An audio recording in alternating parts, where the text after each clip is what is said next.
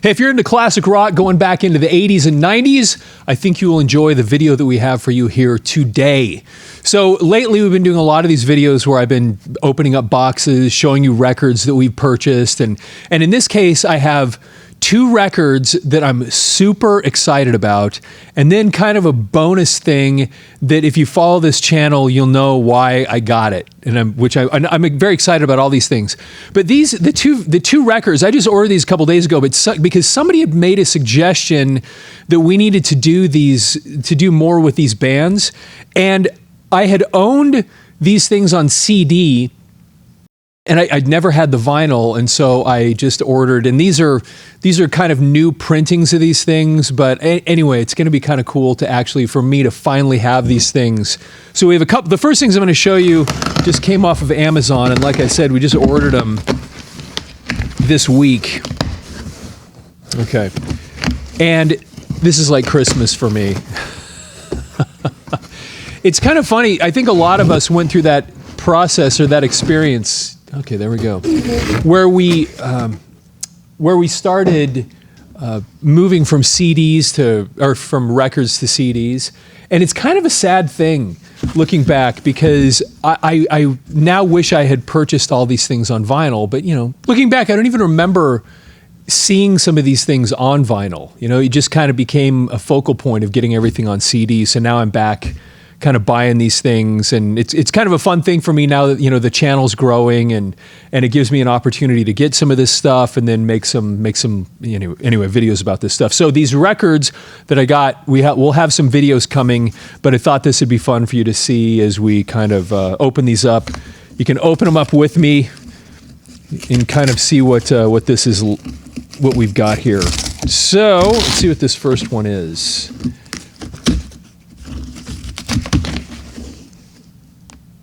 Oh yeah, oh my gosh, I'm so pumped. This record, so like I said, I got this on CD first. This was, of all the stuff that I owned in the 1990s, this was probably my favorite thing. I loved this record so much. I mean, it was just, anyway, it was so, anyway, pretty excited to actually have this thing on vinyl. All right, so this is Soundgarden's Badmotorfinger. Now, even though they had a couple of albums out prior to this, this was really the first time I knew anything about them. So this came out on October 8th of 1991. And to put this in perspective, this was just a few weeks after Nevermind came out by Nirvana. And that's kind of, one of the points that a lot of people look at when Smells Like Teen Spirit came out, that grunge, as we know it, kind of came in. But like I said, Soundgarden had actually been around for a little while. And I started, once I discovered them and I got this album, I started going backwards and just buying other things that they'd put out. And that's when I discovered the album Louder Than Love, which, oh man, it is so amazing. But they had a different bass player on that. So this is the first album that Ben Shepherd is on. And I saw the video on MTV for the song Outshined. And I think for a lot of people, that was their introduction to Soundgarden. And it was just such a cool tune. It had that very odd time signature, and it was kind of slow and plodding, and just had this unbelievably heavy, powerful something to it. It was so great. And then you hear Chris Cornell's voice, and it's just kind of this otherworldly, wild thing. And so I became a big fan of Chris Cornell just from there. So then after hearing Outshined and seeing the video on MTV, I went out and bought this thing. I got it on CD, and I remember putting this thing on, and you hear the song Rusty Cage, which is the first song on the album. And it just really, it blows your mind. It's so amazing because one of the things that Soundgarden did that made them so interesting was not just all the weird time signatures, but they would do all these odd things with the tuning on their guitar. And you really get introduced to that on that very first song called Rusty Cage on this album. And I saw Soundgarden in concert a couple times, and it was pretty fascinating watching how almost every single song they'd bring Chris Cornell out a different guitar. You'd see that a lot because what was happening was the guitar was having all these really odd tunings. And when you listen to some of the music, that was really the only way you could play some of those things, was to have your guitar tuned up really strange. And so that kind of became one of their signatures, having these odd tunings, these strange time signatures. And then you throw Chris Cornell's voice on top of that, and it just had this really fascinating, amazing sound. And so anyway, so Rusty Cage was incredible. Outshined was amazing. And then as you keep going through this record, then you stumble across the song Jesus Christ Pose. And it is just it's so crazy, and the music is it's just got this unbelievable energy that happens. And it's kind of like chaotic as you get into this. And it's just a wild song. And then you just keep going through this album, and some of this stuff that never even really got a lot of attention, like the songs I just mentioned did. But another song on there called Room 1,000 Years Wide, I think that was even written by Matt Cameron, is just amazing tune. And then you had, there's another song that was one of my favorites on the album called Searching with My Good Eye Closed, which is amazing. And then I heard on a college radio station, somebody once was playing the song Drawing Flies. And you start digging into this album, and just front to back, it just has so much amazing, really, really just unique music. And Chris Cornell was really kind of, this is when he hit a high point with his voice. When you go back and you listen to Louder Than Love, Ultra Mega OK, and there's some other things that you can find, just earlier things that they had done, different recordings. Chris Cornell's voice just didn't have the energy, I shouldn't say that, it didn't have the power that it had here. When he arrived at this album, there was just something about that just intense energy, that guttural thing, the notes he was able to hit, there was just something about it that, anyway, I became a huge fan of Chris Cornell. And then I saw them in concert several times. I just kept buying all their stuff. And anyway, I love this record. So it's really cool for me. I never had this on vinyl. I had it on CD, and so now to actually have this thing. And so we're probably, I would imagine, just because I loved this so much, I'm going to figure out a way to make multiple videos just on this record, because this is, when you just rewind back to the 90s, at least for me personally, this was a high point. And even though it was right there at the beginning of the 90s, I just don't know, from my taste, for me personally, I don't know that there was ever anything that came out in the 90s that was better than this. This was just, there was so much great stuff on here. It was so different. It was so unique. It was recorded so well. The performances were so great. The production, anyway, it was just awesome. So, all right, I love Soundgarden. I just love Soundgarden. All right, so I'm going to set this one aside. And then this next one, so I know what the next one is. This next one was, this one's already kind of open. This next one is, was probably in some ways even more popular than that one, at least from a mass consumption standpoint. And I absolutely loved it. This was another one that I bought on CD. And because I'd heard one song on MTV, and then I bought the CD and you put it in, and similar experience, you hear the first song, which never really got popular, and yet you just love what these guys did. And it is Pearl Jam's album 10. Now, when this came out, I think similar to a lot of people, the first song, I think it was Alive, if I'm not mistaken, just started getting MTV play. And we all kind of got exposed to Eddie Vedder, and you see him in that video for Alive. And as I recall, it was just concert footage. But there was something about just the way he presented himself. And I don't remember if that was the video where he climbed up in the rafters. Anyway, because they had that one, and then they had Even Flow, and I think both of them were, as I recall, they were similar. They were both kind of live footage, as I recall. But I think for a lot of us, when we first saw Eddie Vedder, there was just, similar to Chris Cornell, which I was just talking about, there was something about his presence that just had this unusual kind of amazing energy. And he had this really cool voice, and it was pretty fascinating at the time because so many of these different bands, you know, we'd gotten so used to through the 80s, a lot of us that were into the hair metal and what have you, having these people with these really, really high-pitched voices. And then to have somebody like Eddie Vedder come in and he's kind of growling more, and it was just kind of a different thing. And so, and similar to the other one, I heard these guys and I just absolutely fell in love with this music. Now this one, not Super Unknown, Badmotorfinger came out, like I said, in October of 81. The Nirvana's Nevermind came out in September. Now this one actually came out in August 27th of 1991. So it was Pearl Jam, Nirvana, and then Soundgarden. At least as we're having this discussion here, that's the order of how those albums came out.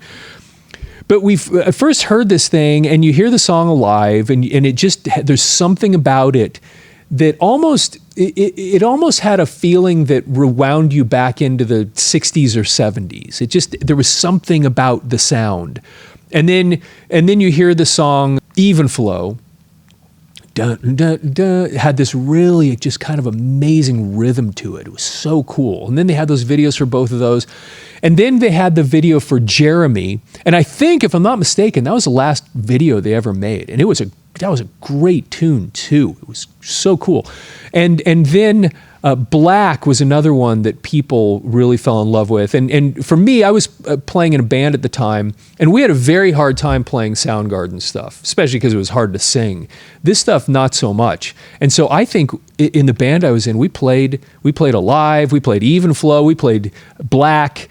And at the time, at least, whenever you'd play those songs, everybody loved them. It just always went over. It was pretty awesome. Now, this band, I think I mentioned this in a video that we did a couple days ago. This band grew out of another band that was called Mother Love Bone. And Mother Love Bone had a guy named Andrew Wood who passed away, who was Chris Cornell's roommate. And so in that band, you had Jeff Ament and Stone Gossard were both in that group. And then when Andrew Wood died, those two guys, basically, that's how Pearl Jam kind of came into being. They started jamming with Mike McCready, as I recall, and then somewhere along the line, Eddie Vedder got involved, and they took some of the songs that they were working out for Mother Love Bone, and then Eddie kind of wrote his own lyrics for them and his own melodies, and then you ended up with this. And this thing was just, as you recall, this album was so famous. And then I kept buying their stuff after this because they just had so much great stuff. They were just awesome. And so anyway, it's cool for me to get my hands on this thing because this was another one. Saw it on MTV, bought the CD, never had vinyl. And so we'd had some people that had been suggesting that we do some videos about Soundgarden and Pearl Jam. And I thought, man, it'd just be fun to get these things on vinyl. And these are new pressings of these records, but it's still cool to have them. And so we'll be doing some videos about this sometime in the near future. Okay, so now the last thing that I got, and this one's not 90s related. This actually goes back into the 80s. And those people who follow this channel will know why I got excited or why I bought this. So this one's not a record though. This one was something, I know what's in here, and this was something I bought because, number one, I'm a fan of this group. And I thought it would be also fun, not just to get some records, but maybe go through some other things related to some of these groups. And so that's what this is in here. So I'm kind of excited to take a look at this. Yeah. Oh my gosh, yeah. This is gonna be really fun to do a video about this.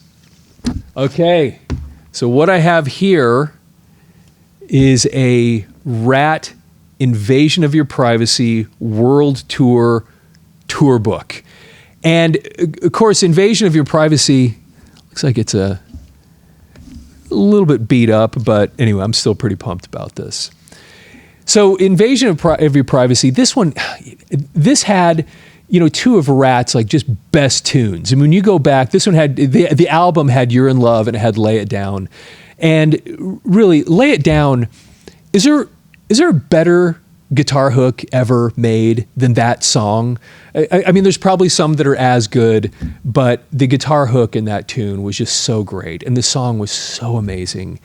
And so if you follow this channel much, you know that I'm a fan of Ratt. Gary and I talk about it a bunch. And so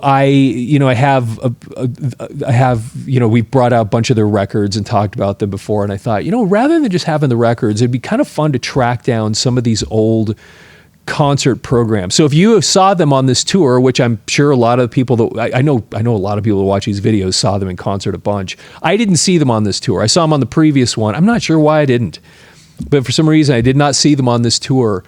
And I thought it'd be fun to get this thing and just go through it at some point. So we'll do a video where we actually go through, to open up this this tour book and kind of look at the pictures and talk about what's in it. Let's at least look on the back.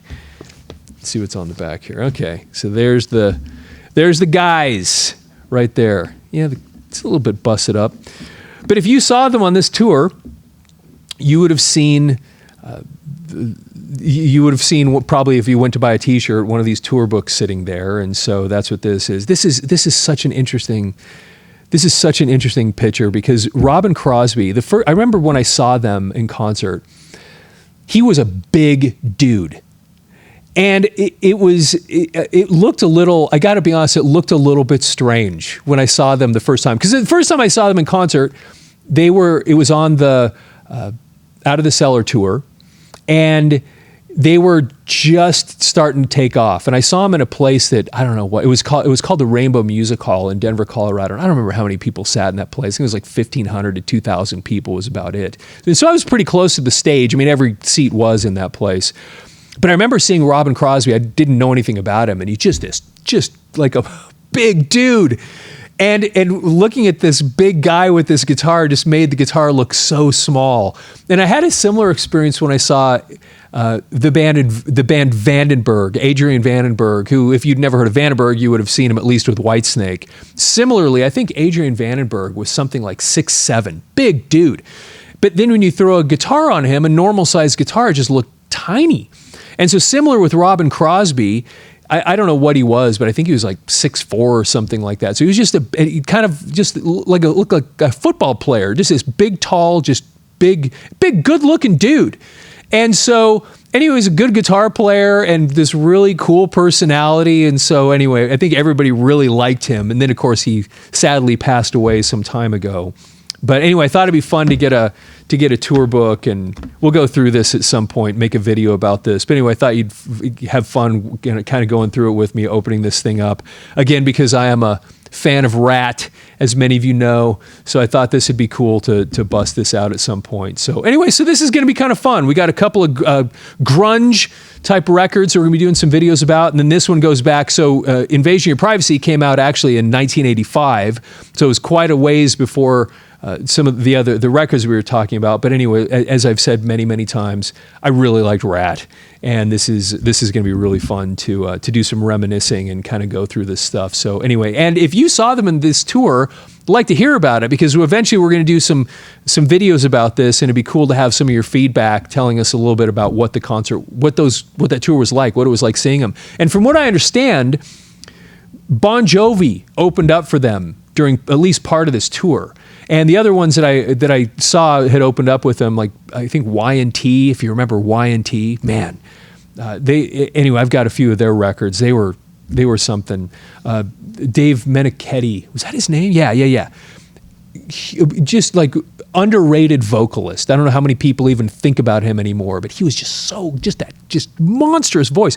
He was in Hearing Aid. Remember that thing that Ronnie James Dio put together? Anyway, it was called We're Stars. Anyway, Dave Meniketti sings one of the first lines in that thing, and just huge voice. But anyway, I also understand that I think Queensrÿche opened up for them on part of this tour, and then another band that we've kind of mentioned in passing on this show before, Mama's Boys. From what I understand, they had opened up for Ratt on this tour. But this one, as I recall, they had headlined this whole thing, and they were really getting huge at this point by the time this album was coming out. And anyway, I thought it'd be kind of fun to get my hands on this and make a couple of videos about it. So with that, let's just take a quick look at these again. So we picked up 10 by Pearl Jam, and then the one that I'm most excited about is having Badmotorfinger by Soundgarden. This is pretty cool. I'm really pumped to have this. So anyway, hey, thanks for taking time to watch this video today. Please leave your comments, like the video. If you're not following the channel, please follow the channel. And if you know other people who'd be interested in these things, because you probably do, please share this with them, send an email, post it on your Facebook, whatever other social media that you have. We really appreciate it when you share these things with other people. And with that, have yourself a fantastic day.